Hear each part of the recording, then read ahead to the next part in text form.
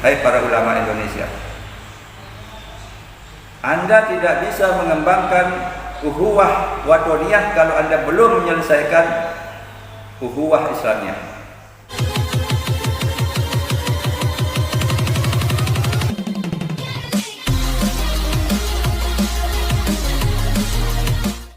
Assalamualaikum warahmatullahi wabarakatuh. Para sahabat dimanapun Anda berada, bertemu lagi bersama kami dalam diskusi dengan tema umat Islam di persimpangan jalan. Akhir-akhir ini kita tahu bahwa umat Islam sibuk dengan entah tuduhan dari luar atau dari dalam, tetapi yang jelas umat Islam bertikai seperti mereka tidak bisa menyelesaikan permasalahan di dalamnya. Hal itu tidak bisa kita nafikan. Begitu kita melihat misalnya antara ulama yang satu dengan ulama yang lain berbeda pendapat, namun tidak pernah diselesaikan secara musyawarah dan mufakat seperti apa yang dianjurkan oleh baginda Nabi besar Muhammad SAW. Oleh karena itu tidak luput dari hal itu berdampak pada banyaknya ulama atau kiai bersentuhan dengan hukum, karena hukum Islam tidak mampu menyelesaikan, maka hukum negara lah yang menyelesaikan itu. Oleh karena itu hari ini saya sudah bersama Bapak Rektor Universitas Nurul Bapak Dr. Haji Muhammad Ali bin Dahlan. Tentu dalam hal kami mendiskusikan terkait bagaimana umat Islam harus bersikap. Namun sebelum itu saya akan bertanya beberapa hal kepada Bapak. Assalamualaikum warahmatullahi wabarakatuh, Pak. Waalaikumsalam warahmatullahi wabarakatuh. Bagaimana tanggapan Bapak akhir-akhir ini betapa banyak ulama yang bersentuhan dengan hukum? Iya, satu pertanyaan bagus. Saya punya kesempatan untuk menjelaskan pada semua kita, khususnya umat Islam yang ada di sekitar kita. Anda harus tahu bahwa hampir semua negara-negara Islam di dunia ini pernah dijajah oleh bangsa Barat.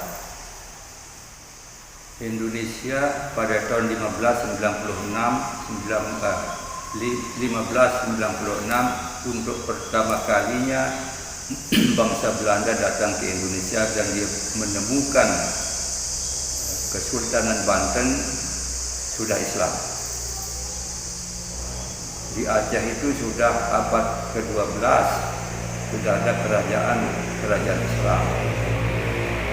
Jadi Belanda datang ke Indonesia itu sudah ada kerajaan Islam di Indonesia. Sebelumnya di Indonesia sudah ada agama Hindu dan Buddha. Nah ini dulu satu cara kita berpikir kenapa perpecahan terjadi di kalangan umat Islam, karena ada pengaruh daripada kolonialisme di masa lalu yang mengembangkan sistem mengadu domba atau divide et impera, bukan hanya di Indonesia tetapi juga di negara-negara lain yang dahulu dijajahnya. Setelah mereka orang-orang Belanda itu mengadu domba umat Islam di dalam agama Islam, lalu dia mengadu domba bangsa Indonesia antar suku bangsa atau etnis. Ini yang perlu Anda tahu, apakah ada hubungannya yang dialami oleh umat Islam sekarang ini dengan di masa lalu? Ada. Ya, jawaban saya ada. Bahwa orang-orang Barat itu tidak pernah berhenti memecah belah dunia, ya, bukan hanya karena dia agama Islam, tapi juga di agama-agama lain. Misalnya sekarang Amerika Serikat atau bangsa-bangsa Barat itu sangat was-was, sangat waspada dengan kemajuan di Cina, ya. Demikian pula di negara-negara lain yang berbeda pandangan dengan bangsa-bangsa Barat. Karena itu perpecahan umat Islam di Indonesia sekarang, ya, kita tidak bisa pisahkan dari perjalanan sejarah masa lalu. Anda tahu bahwa agama yang dibawa oleh orang orang-orang Belanda itu adalah agama Kristen. Ini harus dalam sejarah itu tidak boleh kita menyembunyikan hal yang seperti itu ya. Setiap misi Belanda datang ke suatu daerah, dia selalu membawa ya ahli kebudayaan dan pendeta atau ahli agama. Itu selalu itu. Dan di setiap pusat pemerintahan itu selalu ada dibangun tempat keamanan, tentara, polisi, juga gereja. Anda bisa lihat di mana saja di Indonesia ya, selalu ada di samping markas pemerintahan ada gereja yang dibangun dan ada pusat militer. Ya, itu sudah cara Belanda di masa lalu. Nah, sebagai bangsa Indonesia ya, dia tidak mengenal dahulu agama Kristen ya sebelum Belanda datang. Antara umat Islam dengan orang Hindu dan orang Buddha itu dia sangat aman, sangat damai ya. Misalnya bagaimana perpindahan Raja-Raja Majapahit dari Hindu ke Islam ya. Dia pindah secara damai ya. Nah, ini yang harus kita perhatikan dengan baik, bagaimana sejarah bangsa Indonesia dikaitkan dengan agama-agama. Nah, oleh karena itu kita harus awas. Bukan berarti bahwa bangsa Indonesia itu harus berubah jalannya seperti itu setelah agama Kristen masuk ya. Tapi silahkan ada agama Kristen atau Yahudi masuk ke Indonesia, tetapi dia harus mengerti bagaimana di masa lalu hubungan umat Islam dengan agama-agama lain begitu baik ya. Tapi kenapa hubungan dengan agama Kristen kurang baik? Dalam praktek yang kita ya, dalam ketatanegaraan bagus sekali, tetapi dalam praktek ini terus-menerus diadu ya. Siapa mengadu dia itu? Ya tentu saja pihak yang dahulu ya, yaitu kaum kolonial yang dahulu ya. Boleh kolonialnya pergi, sudah tidak ada bercokol di bumi kita, tapi ilmunya daripada Belanda itu dengan memecah belah bangsa Indonesia masih tinggal di sini ya. Nah, yang kedua, kalau Anda melihat bahwa sekarang ini banyak ulama dilaporkan. Siapa yang melaporkannya? Ia orang Islam. Ya, jadi misalnya mulai dengan Gus Nur, kemudian Ustadz Maher, yang terakhir ini adalah Habib Rizik. Yang melaporkannya orang Islam. Kenapa dia laporkan? Karena dia berbeda pandangan. Ya. Tapi ini ada bagian daripada pecah belah yang dilakukan oleh kolonial dahulu ya. Dan ditinggalkan masih gitu. Nah, karena itu kita harus hati-hati melihat ini. Sehingga nanti orang dengan mudah mengatakan orang Islam itu dia pecah sendiri ya. Itu tidak ada sangkut pautnya dengan agama lain. Itu betul itu ya. Tapi kenapa dia bisa pecah? Orang Islam ini ya, kenapa orang Islam ini saling mengkafirkan karena mazhab ya, karena aliran di bidang agama.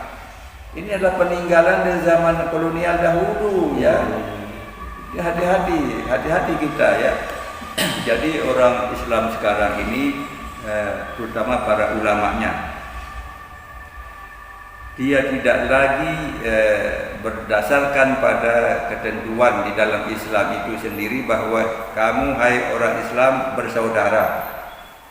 Tidaklah lebih mulia orang Ajam, orang di luar Arab dan orang Arab. Tidaklah lebih mulia orang kulit putih dan orang kulit hitam, melainkan takwanya. Inna akramakum indallahi atqakum. Ini luar biasa sebenarnya nilai-nilai Islam itu ya, mengajarkan kita pada rasa persaudaraan.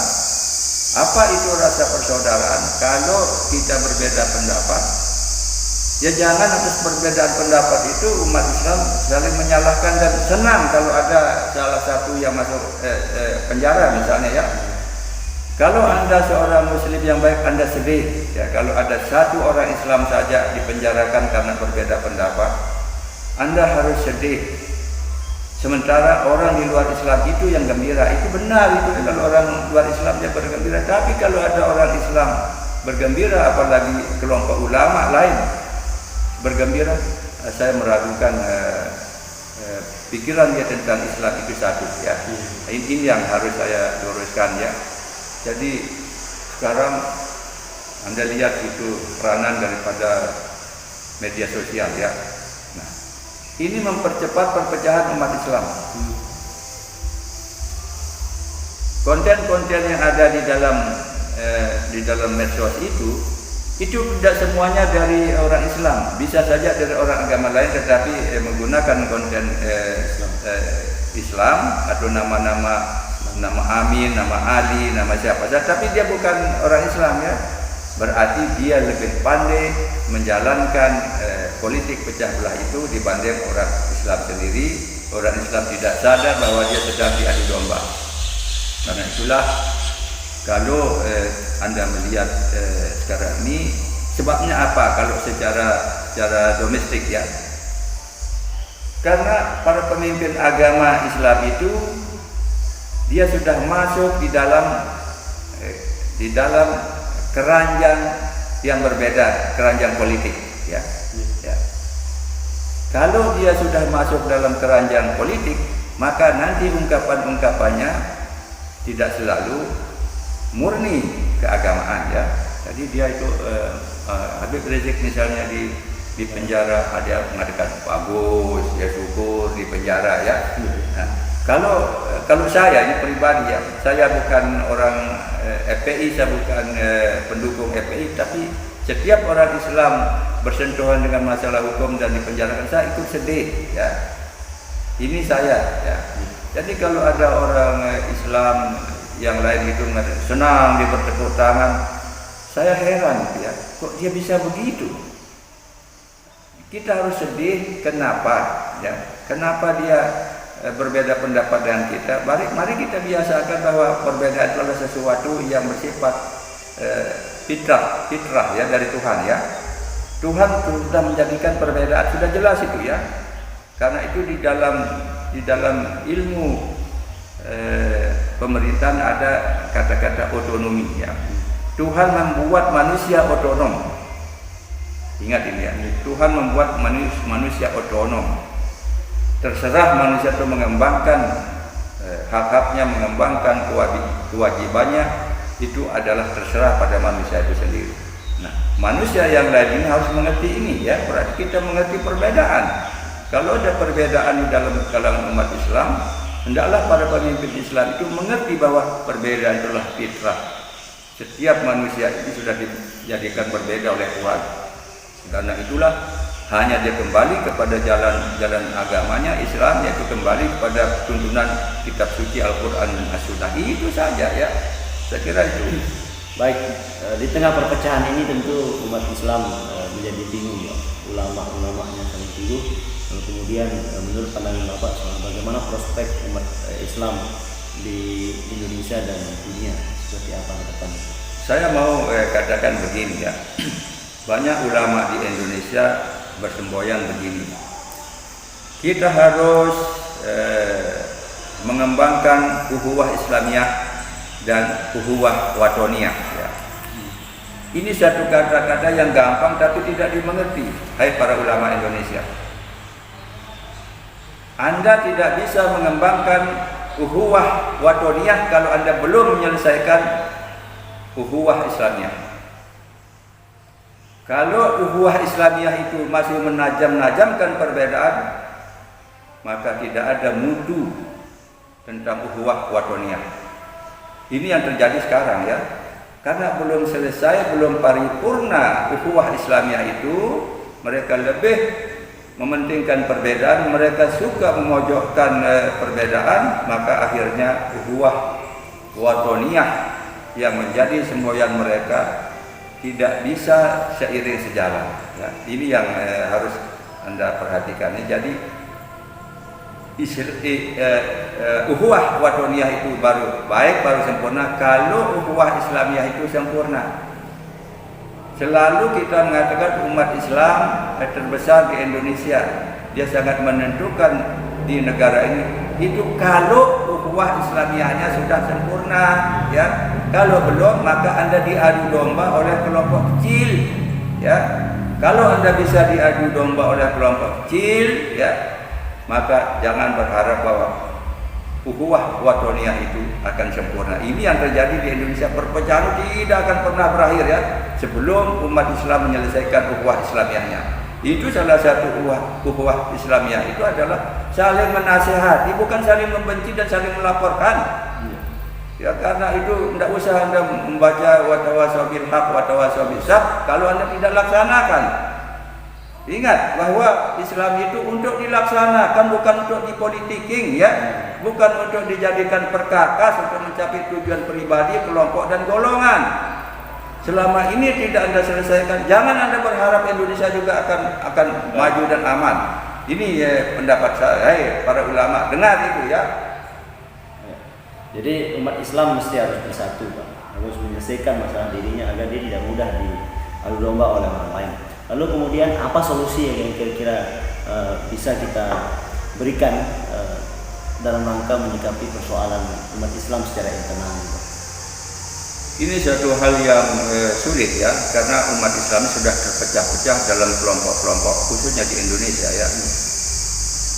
Dia lebih memuja kelompoknya, organisasinya, pemimpinnya daripada memuja Islam itu sendiri. Ini satu kesulitan ya, bahwa ada kelompok-kelompok pendukung salah satu pihak sekarang ini saling menyerang, saling mengadu domba. Siapa yang ikut serta dalam penyerangan ini sudah terlalu gampang untuk diprediksi dan untuk dilihat ya. Karena itu jangan salah, ini selama berpuluh-puluh tahun saya jadi bupati selalu saya mengatakan apa? Hai umat Islam, berhenti Anda menyalahkan pihak luar atau agama lain. Mulailah Anda sadar bahwa Anda punya masalah sendiri di sini. Perpecahan Anda, hai umat Islam, adalah disebabkan oleh Anda belum bisa menyelesaikan masalah Anda sendiri. Jadi sekarang ini saya katakan umat Islam mulailah melakukan self kritik. Berhenti Anda menyalahkan umat lain, kelompok lain. Marilah mulai Anda menyalahkan diri kita, lalu kita mencari jalan yang benar, jalan yang terang. Nah, ini memang masalah sulit. Tetapi apakah mereka yang Anda beri gelar ulama, ya tuan guru atau apa saja namanya di Indonesia, Anda harus mulai dari diri Anda ya. Anda ini hamba Allah ya. Anda diwajibkan untuk saling menasihati, bukan saling membohong ya, bukan saling menyalahkan. Kalau kerja Anda saling menyalahkan dan hanya Anda saja yang benar, saya kira tambah sulit umat Islam di Indonesia. Dan jangan Anda salahkan kalau ada pihak lain atau agama lain memperoleh kemajuannya yang luar biasa sekarang. Bukan karena dia lebih hebat, bukan. Karena Anda lah yang menghancurkan diri Anda dengan perpecahan. Ini cara saya memandang kalau orang maju bukan karena dia hebat, karena Anda pecah belah. Karena itu kalau ada orang mengatakan dirinya dia pemimpin ulama, dia itu pemimpin organisasi partai besar, partai Islam. Untuk apa Anda berorganisasi? Untuk apa Anda berpartai dengan menyebut-nyebut nama Islam? Kalau dalam hati Anda selalu menginginkan kejayaan Anda secara duniawi, kedudukan Anda, tetapi Anda merasa ikhlas kalau umat Islam berpecah belah. Kalau ada pemimpin Islam di tangan Anda bertepuk tangan, maka menurut saya meragukan Anda seorang ulama yang bersih ya. Karena itulah selalu di masa lalu selalu kita mengatakan sebersih-bersih tauhid, setinggi-tinggi ilmu, sepandai-pandai siasat, ada trilogi umat Islam yang dahulu tidak Anda pegang, maka inilah keadaan yang dialami oleh umat Islam sekarang. Baik, terima kasih Pak. Umat Islam mesti bersatu, harus menyelesaikan setiap persoalan dalam dirinya dengan menguatkan nilai-nilai ukhuwah Islamiyah dan watoniyah. Demikian diskusi kami. Assalamualaikum warahmatullahi wabarakatuh.